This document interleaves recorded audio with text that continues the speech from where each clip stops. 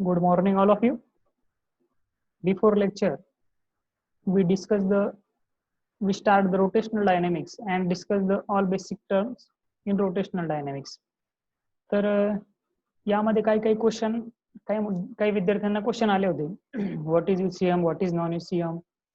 परत मनोज वळगे एका विद्यार्थ्याने क्वेश्चन विचारला होता, कमेंट केली होती युट्यूब चॅनलला की राईट हँड थंब रूल काय आहे. तर पहिले आपण बघू व्हॉट इज यूसीएम और व्हॉट इज नॉन यूसीएम. ज्या विद्यार्थ्यांनी क्वेश्चन विचारला होता तिच्या शंकांचं निरसन करूया आपण. यूसीएम काय आहे.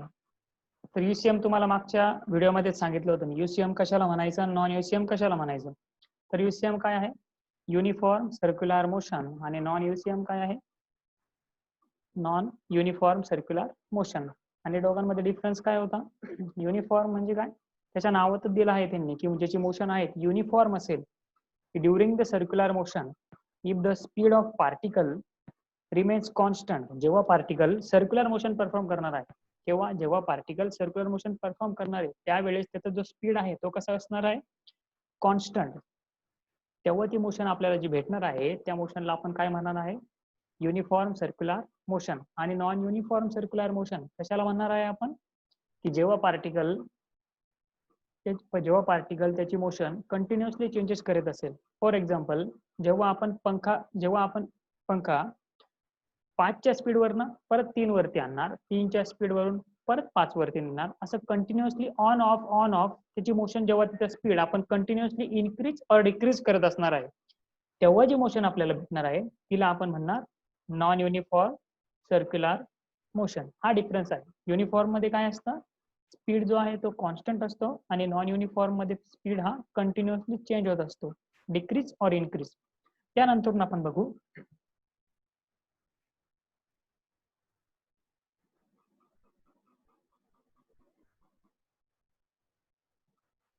Right hand thumb rule. तर राईट हँड थंब रूल काय आहे. Imagine the axis of rotation to be held at right hand.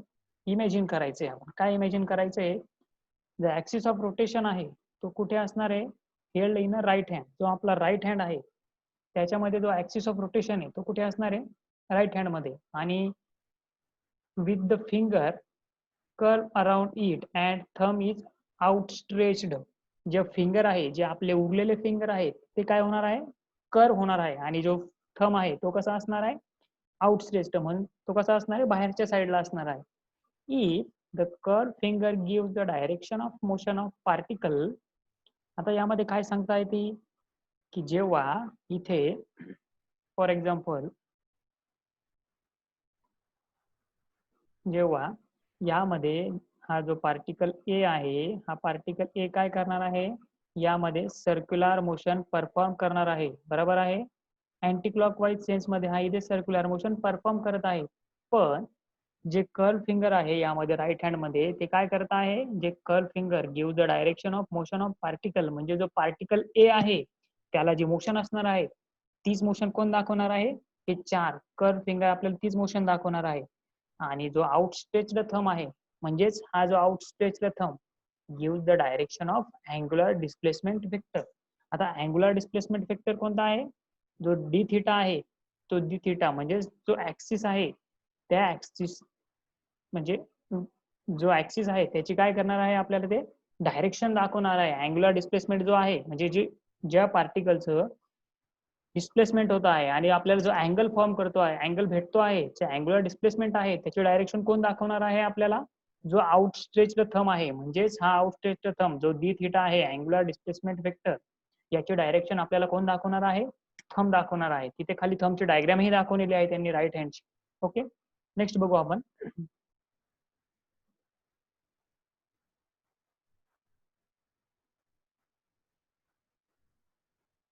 एक रिलेशन आहे, derive the relation between linear velocity and angular velocity.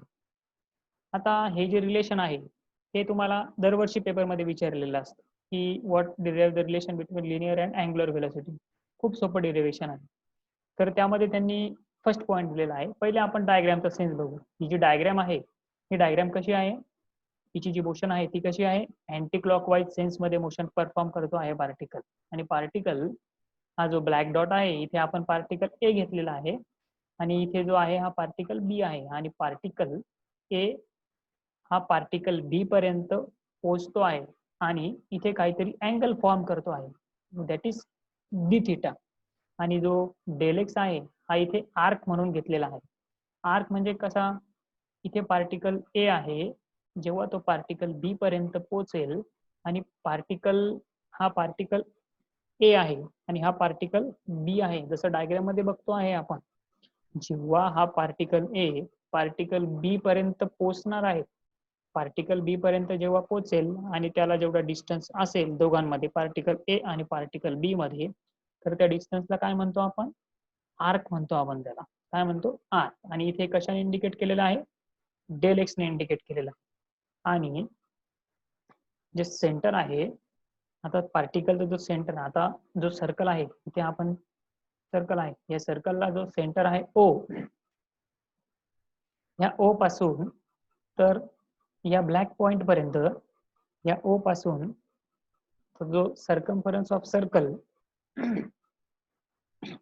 Point O पासून तर circumference of circle पर्यंत जेवढा distance असेल त्याला आपण काय म्हणतो, रेडियस वेक्टर.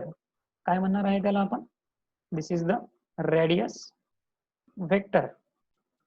काय म्हणणार आहे त्याला आपण, रेडियस वेक्टर. त्यानंतर आपण डेरिवेशन कडे बघू. पहिला पॉइंट काय दिला आहे त्यांनी, consider a particle performing uniform circular motion in anti clockwise sense.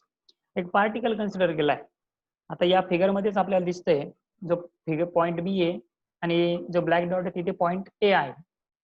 तर तो पार्टिकल काय करतो आहे, इथे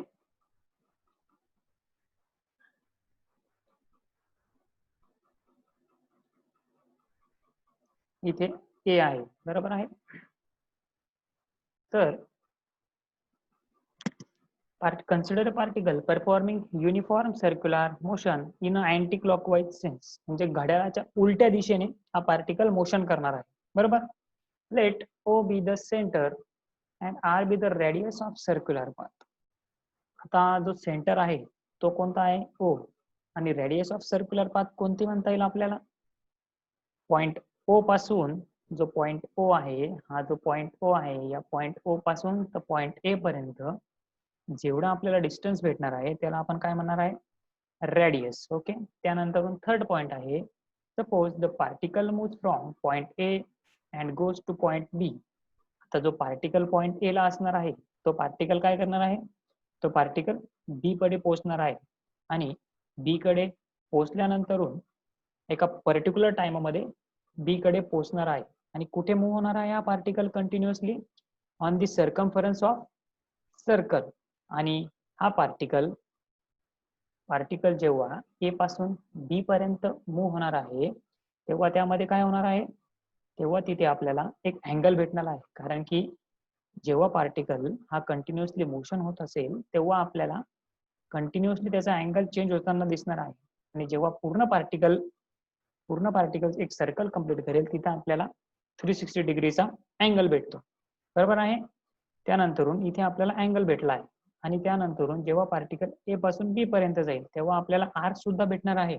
आर्क म्हणजे एक अशी कन्सेप्ट आहे, जेव्हा पार्टिकल ए पासून बी पर्यंत जाईल आणि बी पर्यंत जाताना जेवढा तो डिस्टन्स कव्हर करेल और जेवढा डिस्टन्स भेटेल आपल्याला त्याला आपण काय म्हणतो, आर्क. आणि आर्क कशाने लिहिली आहे इथे, del x which shows the arc of the circle. त्यानंतरून फोर्थ पॉइंट काय आहे, as del theta is small and arc del x is very small can be assumed a straight line. बरोबर आहे. जेव्हा जो डेल थिटा आहे, जेव्हा angular displacement कोणता, जे डेल थिटाने आपण इंडिकेट केलेला आहे, जे angular displacement which is the indicated by del theta, हे काय असेल, when del theta is small, जेव्हा हा डेल थिटा खूप स्मॉल असेल, and the arc is very small and can be assumed as a straight line. म्हणजे कसं, जेव्हा कोणताही अँगल पार्टिकल त्याच्या इनिशियल पोझिशनलाच असेल आणि तो कोणतीही मोशन परफॉर्म करणार नाही तेव्हा आपल्याला अशी एक स्ट्रेट लाईन भेटेल. फक्त तिथे काही मोशन भेटेल का, जेव्हा पार्टिकल त्याच्या इनिशियल पोझिशन पासून फायनल पोझिशन पर्यंत जाईल तेव्हा आपल्याला अशी काहीतरी मोशन भेटेल तिथे. पण पार्टिकल जेव्हा त्यामध्ये कोणतंही अँग्युलर डिस्प्लेसमेंट नसेल तेव्हा त्याची जी आर्क असेल ती केवढी असेल, खूप स्मॉल असेल आणि आपल्याला एक स्ट्रेट लाईन भेटेल असं आपण यामध्ये कन्सिडर करू. त्यानंतरून therefore the linear velocity of particle is given by कोणती लिनियर व्हेलॉसिटी, हा जो कॅपिटल व्ही आहे हा लिनियर व्हेलॉसिटी आहे, is equal to del theta is equal to limit del theta tends to 0 del x upon del t is equal to limit del t tends to 0 r del theta upon del t. आता तुम्हाला प्रश्न पडला असेल की r del theta हा कुठून आलेला आहे. तर r del theta कसा भेटला आपल्याला, की हा आर्क केव्हा फॉर्म होतो, इथे फिगर मध्ये हा जो आर्क आहे तो केव्हा फॉर्म होणार आहे, फिगर मध्ये ए टू बी एवढं अंतर पार केल्यानंतर आपल्याला आर्क हा dx भेटणार आहे. बरोबर आहे. तर या आर्क dx ची त्यांनी व्हॅल्यू पुटअप केलेली आहे. हा आर्क dx आपल्याला केव्हा भेटतो, जेव्हा पार्टिकल या सेंटर पासून तर या सर्कम्फरन्स ऑफ सर्कल एवढा डिस्टन्स परफॉर्म करतो, केव्हा, जेव्हा पार्टिकल या सेंटर पासून तर सर्कम्फरन्स ऑफ सर्कल तेवढा डिस्टन्स कव्हर करतो, त्याला आपण काय म्हणतो, तेवढ्या डिस्टन्सला काय म्हणतो आपण, पार्टिकल नाही कव्हर करत तेवढ्या डिस्टन्सला काय म्हणतो, त्या डिस्टन्सला काय म्हणतो आपण, radius vector which is indicated by small r.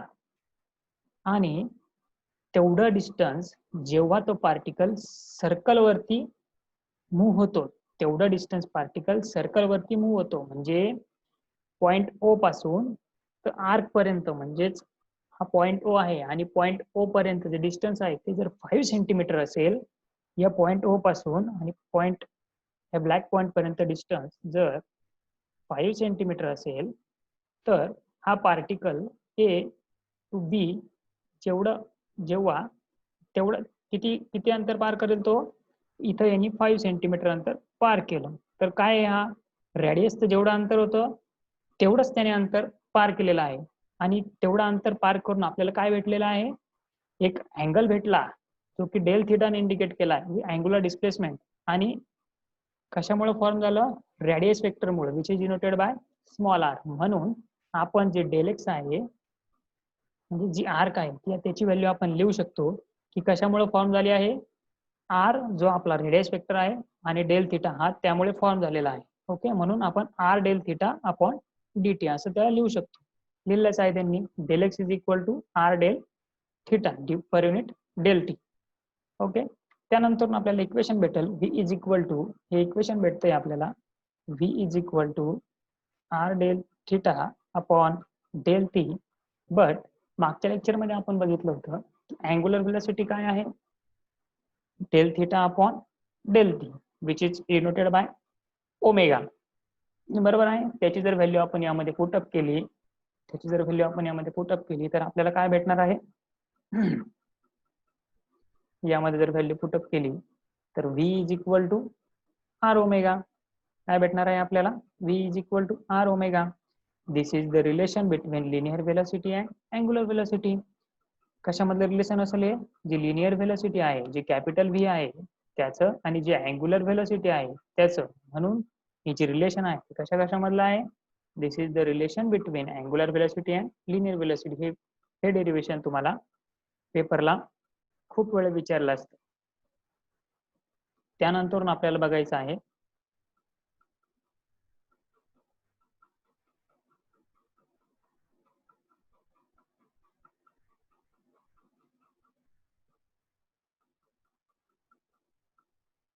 त्यानंतर आपण बघणार आहोत, हा चॅप्टरचा आपल्या नवीन टॉपिक आहे application of uniform circular motion.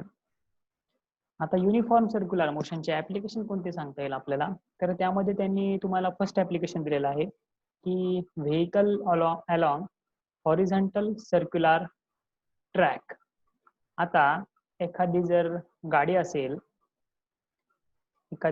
असेल, फॉर एक्झाम्पल इथे गाडी दिलेली आहे, ती काय करणार आहे, हॉरिझॉन्टल सर्क्युलर ट्रॅक असणार आहे. ट्रॅक कसा असणार आहे, हॉरिझॉन्टल, बट कसा असणार आहे, सर्कल मध्ये. ट्रॅक कसा असणार आहे, सर्कल मध्ये. आणि ती व्हेकल कुठे मोशन परफॉर्म करणार आहे, सर्कल मध्ये. हा जो सर्कल फॉर्म होणार आहे या सर्कल मध्ये ती व्हेकल कंटिन्युअसली मोशन परफॉर्म करणार आहे हॉरिझॉन्टल सर्क्युलर ट्रॅक वरती. बरोबर. हे आपल्याला ऍप्लिकेशन यासाठी डेरिवेशन आहे, ते सुद्धा आपल्याला बघायचं आहे. तर काय दिलंय ते बघू त्यांनी. Figure shows the vertical section of car on a horizontal track of radius R. तर जी फिगर आहे, ही फिगर दिसते आहे यामध्ये आपल्याला, ही फिगर काय शोज करते आहे, हा व्हर्टिकल सेक्शन शोज करते आहे आपल्याला. फिगर कशी शोज करते आपल्याला, फिगरचा व्हर्टिकल सेक्शन, जो व्हर्टिकल सेक्शन आहे तो व्हर्टिकल सेक्शन फिगर मध्ये दाखवलेला आहे आपल्याला. ओके. आणि सर्क्युलर ट्रॅकची जी रेडियस आहे, रेडियस कुठून कुठपर्यंत, जो सेंटर असेल. आता फॉर एक्झाम्पल हा जो पार्टिकल आहे, हा पाथ आहे, जे फिंगर्स आहे ते काय असणार आहे, सर्क्युलर मोशन. तिथे हा पाथ असणार आहे, फिंगर्स काय पाथ असणार आहे, आणि जो मधला पॉइंट असणार आहे तो काय असणार आहे, centre, which is denoted by capital C. आणि या सी पासून तर जिथे व्हेकल प्रेझेंट आहे त्या हॉरिझॉन्टल सरफेस वरती, तेवढं डिस्टन्स काय घेणार आहे आपण, स्मॉल आर. म्हणजेच आपण मागच्या यामध्येच बघितलं की रेडियस वेक्टर कशाला म्हणायचं, जिथं सेंटर पासून तर सर्कम्फरन्स ऑफ सर्कल वरती जे डिस्टन्स असेल त्याला काय म्हणणार आपण, radius vector, which is denoted by small r. त्यानंतर plane of figure is a vertical plane. Obviously आपण जे फिगर आहे ती व्हर्टिकल प्लेन मध्ये बघतो आहे, जी आपल्याला गाडी दिसते आहे ती व्हर्टिकल प्लेन मध्ये आहे. Perpendicular to the track but include only centre of track. जी ट्रॅकला आहे ती कशी असणार आहे, परपेंडिक्युलर. हा जो ट्रॅक असणार आहे हा हॉरिझॉन्टल ट्रॅक आहे, बरोबर आहे. पण जी गाडी आहे ती त्यावरती जर प्रेझेंट असली ती कशी असणार आहे, त्याला परपेंडिक्युलर मध्ये प्रेझेंट असणार आहे. Forces acting on the car. आता जी कार आहे त्या कारवरती कोणते कोणते फोर्सेस ऍक्टिंग होणार आहे, कन्सिडर टू बी पार्टिकल. जी कार आहे ती आपण एकदा पार्टिकल म्हणून कन्सिडर केली आहे, की जो पार्टिकल आहे ती कार त्या पार्टिकलच्या ऐवजी घेतली आहे आपण, की कारवर काय प्रक्रिया होती, कार पासून काय भेटतं आपल्याला. त्यामध्ये कोणकोणते फोर्स ऍक्ट होता. पहिला फोर्स आहे weight mg, vertically downwards. Obviously त्या गाडीचं जे वेट असेल ते कुठे जाणार आहे, ती गाडी जर हॉरिझॉन्टल सरफेसला असेल, ती गाडी जर हॉरिझॉन्टल सरफेसला प्रेझेंट असेल तर तिचं वेट ऑब्विसली कुठे असणार आहे, डाऊनवर्ड. विच इज काय दिला आहे, weight of vehicle mg, vertically downward, म्हणजेच खालच्या दिशेला तिचं वेट असणार आहे. आणि सेकंड काय आहे, नॉर्मल रिॲक्शन, ज्यावरती जी नॉर्मल रिॲक्शन होणार आहे ती कशी असणार आहे, vertically upward, that balances the weight mg. म्हणजे इथे जर हॉरिझॉन्टल सरफेसला जर गाडी प्रेझेंट असेल, ती व्हेकल प्रेझेंट असेल, तिची नॉर्मल रिॲक्शन आहे ती जी मास आहे त्याला कशी आहे, एक्झॅक्टली ऑपोजिट मध्ये, आणि ते एकमेकाला काय करतील, मग ते एकमेकाला बॅलन्स करतील. म्हणजेच normal reaction n vertically upwards, आणि जे वेट आहे ते कसं आहे, व्हर्टिकली डाऊनवर्ड्स. म्हणजेच दोन्ही एकमेकाला काय करणार आहे, बॅलन्स. थर्ड काय आहे, force of static friction Fs between roads and tyres. आता जो फ्रिक्शन असणार आहे ते कोणता आहे, रोड्स, जे गाडीचे टायर, जो रोड्स असेल आणि जे टायर्स असेल त्यामध्ये जे फ्रिक्शन असेल ते कोणतं फ्रिक्शन असेल, स्टॅटिक फ्रिक्शन. ओके. त्यानंतर आपण बघू, suppose vehicle of mass m and velocity v moving along a horizontal road r with the radius of curve. बरोबर आहे. सपोज अ व्हेकल, एक व्हेकल आहे, तिला काहीतरी मास आहे आणि तिला मास असून विथ तिला काहीतरी व्हेलॉसिटी आहे, moving in a horizontal curve road. एक व्हेकल घेतली, तिला काही पर्टिक्युलर मास आहे आणि ती हॉरिझॉन्टल कर्व सरफेसवरती मोशन करणार आहे, आणि एक पर्टिक्युलर त्याला रेडियस असणार आहे, कुठून, सेंटर पासून तर त्या पाथ पर्यंत काहीतरी एक रेडियस असेल, त्या रेडियस मध्ये ती मोशन परफॉर्म करेल. Second, when the centripetal force required for circular motion of a vehicle is provided by frictional force. जो सेंट्रिपिटल फोर्स आहे कशासाठी, सर्क्युलर मोशन परफॉर्म करण्यासाठी आपल्याला कोणता फोर्स लागतो, centripetal force. Okay. Of vehicle is provided bye, कोण provide करत आहे, ज्या सर्क्युलर मोशन परफॉर्म होण्यासाठी जो सेंट्रिपिटल फोर्स लागतो तो कोण प्रोव्हाइड करत आहे, जो फ्रिक्शनल फोर्स आहे. फ्रिक्शनल फोर्स कुठे प्रेझेंट आहे, जो रोड्स आहे, जो रोड्स आणि जे गाडीचे टायर्स आहे त्यामध्ये काय प्रेझेंट आहे, फ्रिक्शनल फोर्स. ओके. तो काय प्रोव्हाइड करतोय आपल्याला, सेंट्रिपिटल फोर्सची जी कमतरता आहे ती तिथे प्रोव्हाइड करतो आहे. त्यामुळेच आपण खाली लिहू शकतो, centripetal force is equal to frictional force. म्हणून centripetal force is equal to friction force आपण लिहू शकतो, कारण की सेंट्रिपिटल फोर्स जो आहे तो आपल्याला कोण प्रोव्हाइड करतो आहे, इथं फ्रिक्शनल फोर्स. बरोबर आहे. त्यानंतरून centripetal force is equal to frictional force. आपल्याला सेंट्रिपिटल फोर्स हे माहितीच आहे, mv square upon R is equal to mu r. आता म्यू आर काय आहे, where r is the normal reaction. Normal reaction means त्या जी व्हेकल होती त्यावरती वरच्या साईडला जी रिएक्शन झाली ती नॉर्मल रिएक्शन कशाने इंडिकेट केली आपण, कॅपिटल एन ने. आणि म्यू जो आहे तो कोइफिशियंट ऑफ स्टॅटिक फ्रिक्शन, तो काय आहे, तो coefficient of static friction. But he normal reaction आहे ती कशाला बॅलन्स करते आहे, नॉर्मल रिएक्शन ही जी वेट mg आहे, व्हेकलचं वेट mg, त्याला काय करते आहे, बॅलन्स करते आहे. म्हणून दोघं आपण इक्वल प्रपोर्शन मध्ये लिहू शकतो. म्हणून जो आर आहे, capital R is equal to mg. Capital R is equal to mg का लिहिलं, कारण की जो कॅपिटल आर आहे तो काय करतो आहे, capital R is the normal reaction. म्हणून नॉर्मल रिएक्शनच्या ऐवजी आपण capital R is equal to mg हे लिहू शकतो. त्यानंतर इक्वेशन मध्ये काय चेंजेस भेटणार आहे आपल्याला, mv square upon R is equal to mu mg. काय केलं त्यामध्ये, जी आर ची व्हॅल्यू होती, कॅपिटल आर ची व्हॅल्यू, ती वरच्या इक्वेशन मध्ये पुट अप केली आणि आपल्याला खाली इक्वेशन भेटलं mv square upon R is equal to mu mg. यावरनं आपल्याला या इक्वेशन मध्ये काय कॅन्सल करू शकतो आपण, या साईडचा m आणि या साईडचा m, दोन्ही m काय होणार आहे, एकमेकाला कॅन्सल करणार आहे. आणि इक्वेशन काय भेटेल आपल्याला, v square divided by R is equal to mu G. But आपल्याला इथे व्हेलॉसिटीसाठी, फॉर मिनिमम व्हेलॉसिटीसाठी आपल्याला त्यासाठी एक्सप्रेशन आपल्याला फाइंड आउट करायचं आहे. तर व्ही साठी एक्सप्रेशन फाइंड आउट करायचं आहे, त्यासाठी काय करावं लागणार आपल्याला, हा जो आर प्रेझेंट आहे व्ही स्क्वेअरच्या डिनॉमिनेटरला, त्याला काय करणार आपण, या म्यूजी ला मल्टिप्लायला नेणार. जेव्हा आर तिकडे मल्टिप्लायला जाईल तेव्हा आपल्याला V square is equal to काय भेटेल, म्यू आर जी. पण आपल्याला इथे व्ही ची व्हॅल्यू फाइंड आउट करायची, त्यासाठी दोन्ही साईडचे स्क्वेअर रूट घ्यावे लागणार आपल्याला.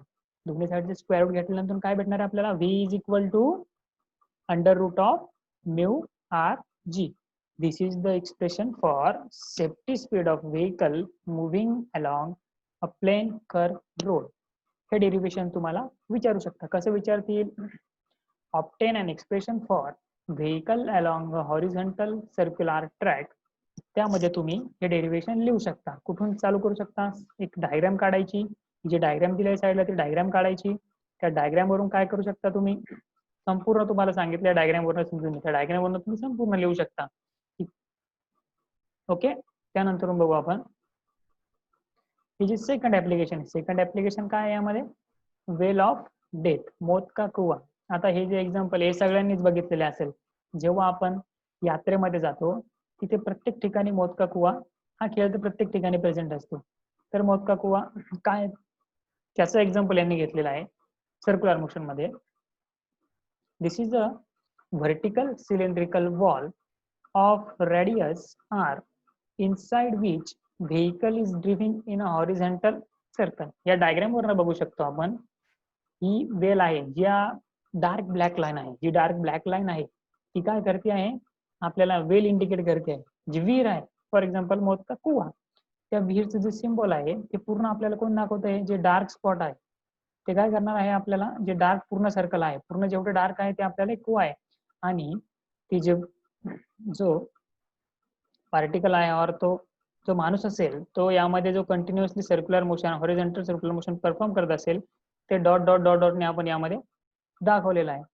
As shown in figure, the forces acting on the vehicle are, first force कोणता आहे, नॉर्मल रिएक्शन. जसं आपण व्हेकल वरती ऍक्ट केला होता त्यामध्ये normal reaction capital N acting horizontally.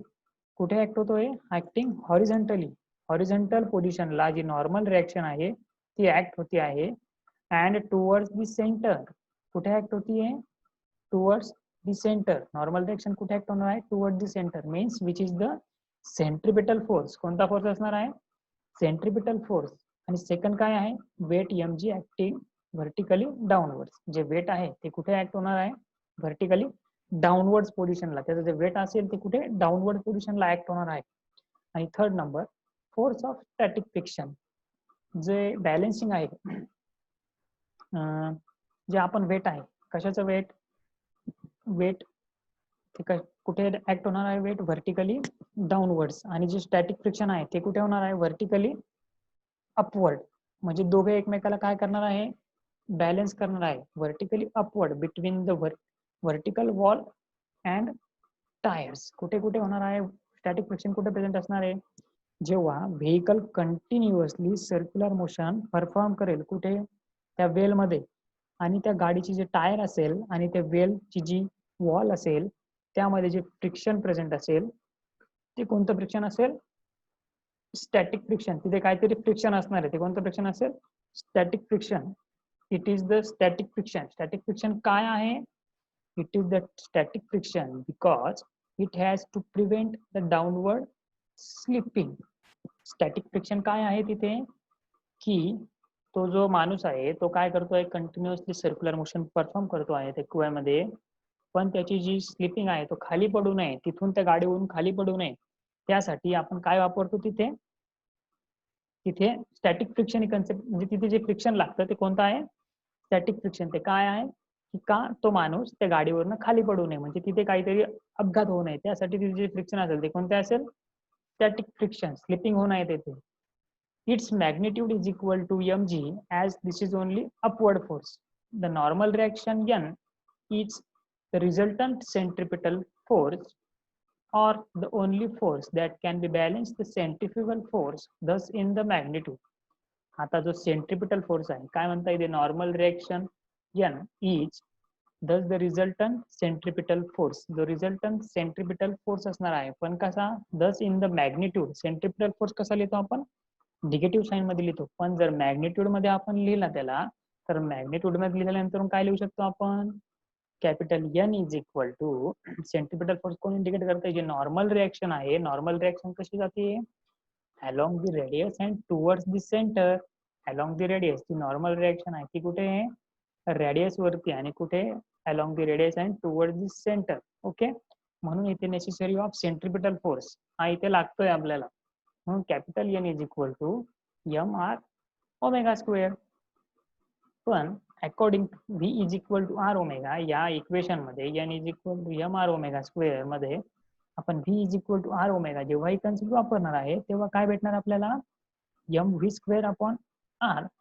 आणि मागच्या जे व्हेकलचं एक्झाम्पल होते त्यामध्ये आपण बघितलेलं होतं की जे मास होतं व्हेकलचं ते आणि जे नॉर्मल रिएक्शन होती, कोणतं व्हेकलचं जे मास आणि जे नॉर्मल रिएक्शन होते ते एकमेकाला काय करत होते? बॅलन्स करत होते. म्हणून त्यांना आपण कसं घेतलं होतं? इक्वल टूच्या प्रपोर्शन मध्ये लिहिलं होतं. कशाला? व्हेकलचं जे मास म्हणजे व्हेकलचं जे वेट एम जी आणि जे नॉर्मल रिएक्शन होते ते एकमेकाला बॅलन्स करत होते, त्यामुळे त्यांना आपण इक्वल टूच्या फॉर्म मध्ये लिहिलं होतं. सेम यामध्येच जो फ्रिक्शनल फोर्स आहे आणि जे वेट एम जी आहे ते एक्झॅक्टली एकमेकाला बॅलन्सिंगचं काम करत आहे, त्यामुळे M G is equal to F S आपण लिहू शकतो. बरोबर आहे. त्यानंतर force of static friction is always less than or equal to mu S N. तर therefore F S is less than or equal to mu S N. आता mu S N काय आहे? Mu S N coefficient of, mu S means coefficient of static friction, आणि N जो आहे तो normal reaction, दोघांचा तो प्रोडक्ट आहे, त्याच्या always less than coefficient of त्याच्या always less than force of static friction असेल. आणि आत्ता वरती आपण बघितलेलं आहे की आपल्याकडे कोणकोणत्या व्हॅल्यू आहे? जो फोर्स आहे static friction, force of static friction, त्याची व्हॅल्यू काय घेतला आहे? तो कशाच्या इक्वल मध्ये घेतला आहे आपण? Weight m g. ही व्हॅल्यू जर आपण पुटअप केली तर आपल्याला हे इक्वेशन भेटत आहे. therefore M G is less than equal to mu S, आणि एन ची जी व्हॅल्यू आहे नॉर्मल रिएक्शनची व्हॅल्यू काय भेटली आपल्याला? M V square upon R. ती व्हॅल्यू इक्वेशन मध्ये पुटअप केली तर आपल्याला काय भेटेल? M G is less than equal to mu S into M V square upon R. But दोन्ही साईडला काय काय कॅन्सल होणार आहे? या साईडला एक एम आहे, या साईडला सुद्धा मास आहे, दोन्ही मास एकमेकाला काय करणार आहे? कॅन्सल करणार आहे. आणि आपल्याला इक्वेशन काय भेटेल स्टँडर्ड?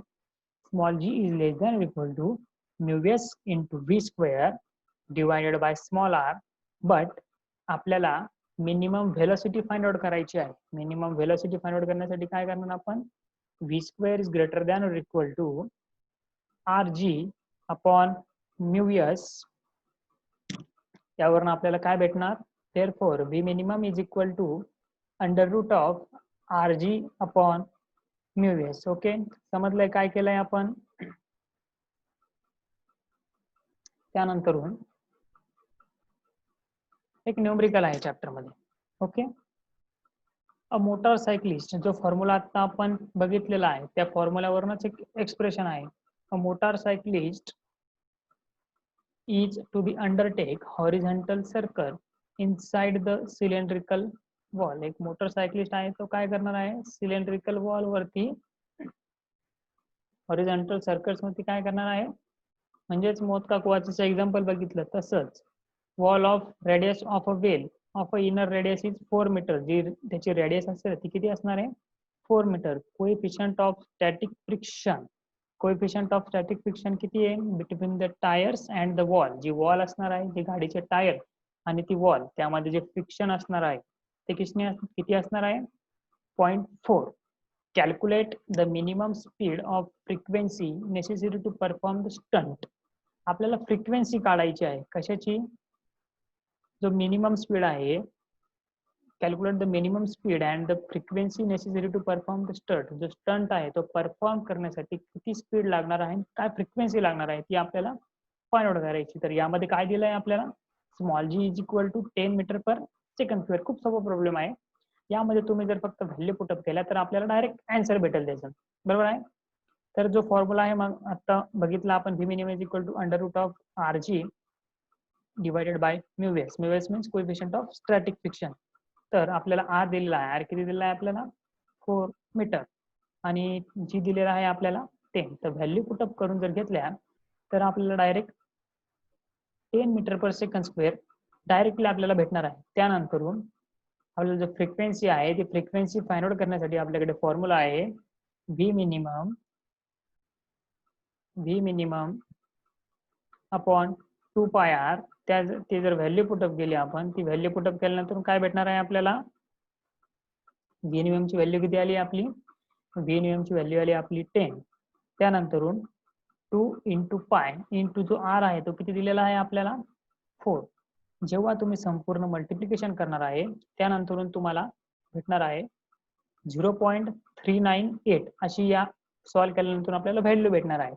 पण आपण एक डिजिट डिस्कार्ड करून 0.39 चा जो 9 आहे तो ग्रेटर दॅन 5 असल्या कारणाने आपण त्याला डायरेक्टली 4 लिहू शकतो.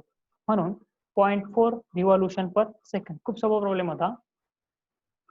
त्यानंतर आपण आज काय काय डिस्कस केलं, फर्स्ट ऑफ ऑल आपण बघितलं की युनिफॉर्म आणि नॉन युनिफॉर्म सर्क्युलर मोशन काय असतं. त्यानंतर राईट हँड थंब रूल बघितला, की राईट हँड थंब रूल मध्ये काय बघितलं आपण, की जे कर्व फिंगर असतात ते जो पार्टिकल आहे त्यांची सर्क्युलर मोशन दाखवणार आहे, आणि जो आउटस्ट्रेचचा थंब आहे तो आपल्याला काय दाखवणार आहे, अँग्युलर डिस्प्लेसमेंट दाखवणार आहे. त्यानंतरून आपण काय बघितलं, जे रिलेशन आहे कशा कशामधलं, जे लिनियर व्हेलॉसिटी आणि अँग्युलर व्हेलॉसिटी आहे दोघांमधलं जे रिलेशन आहे खूप इम्पॉर्टंट आहे, दरवर्षी विचारलेलं असतं, ते आपण बघितलं. तुम्ही हे वहीमध्ये नोट डाऊन सुद्धा करू शकता, की हे झाल्यानंतर चॅप्टर झाल्यानंतर मी तुम्हाला असाइनमेंट देणार आहे, त्या असाइनमेंट तुम्ही कम्प्लीट करायचे आहे. त्यानंतर आपण बघितलं application of uniform circular motion. तर यामध्ये आपण 2 ऍप्लिकेशन बघितले, की जी व्हेकल आहे ती काय करणार आहे, सर्क्युलर मोशन परफॉर्म करणार आहे. कुठे, हॉरिझॉन्टल कर्व रोडला. तर तिने हॉरिझॉन्टल कर्व रोड मध्ये जेव्हा ती सर्क्युलर मोशन परफॉर्म करेल तर आपल्याला त्यामधून व्हेलॉसिटी काय भेटणार आहे ती आपण यामध्ये डेरिव्हेशनच्या फॉर्म मध्ये आपण फाइंड आउट केली. तर काय भेटलं आपल्याला सॉल्व्ह करून, V is equal to under root of mu R G. त्यानंतर आपण बघितलं वेल ऑफ डेथ, म्हणजेच मोदका कुवा. जे मोदका कुवा आहे त्याचा आपण एक एक्झाम्पल, मोदका कुवा हे एक्झाम्पलच्याच मध्ये घेतलेला आहे यांनी. खूप सोप्या पद्धतीने आपण त्यांनी तुम्हाला दिलेलं आहे, ते सुद्धा आपण सॉल्व्ह केलं. त्याचं सुद्धा एक डेरिव्हेशन आहे. हे डेरिव्हेशन सुद्धा त्यावरती एक प्रॉब्लेम घेतलेला आहे. तर प्रॉब्लेम मध्ये खूप सिंपल आहे. त्यामध्ये जेव्हा तुम्ही व्हॅल्यू पुटअप करणार आहे त्यामध्ये तुम्हाला डायरेक्ट तुम्हाला आन्सर भेटणार आहे प्रॉब्लेमचं. ओके. जे बाकीचं राहिलेलं आहे ते आपण नेक्स्ट लेक्चरला बघू. ज्याला काही अडचणी असेल त्यांनी जेव्हा आपलं लेक्चर होईल त्यानंतर 1 घंट्याने तुम्ही एक तर कमेंट करा किंवा ग्रुपमध्ये विचारा की कोणती प्रॉब्लेम आहे, कोणता अडचण आहे. Okay, thank you. व्हायरलला आपण पुढच्या लेक्चरला बघू.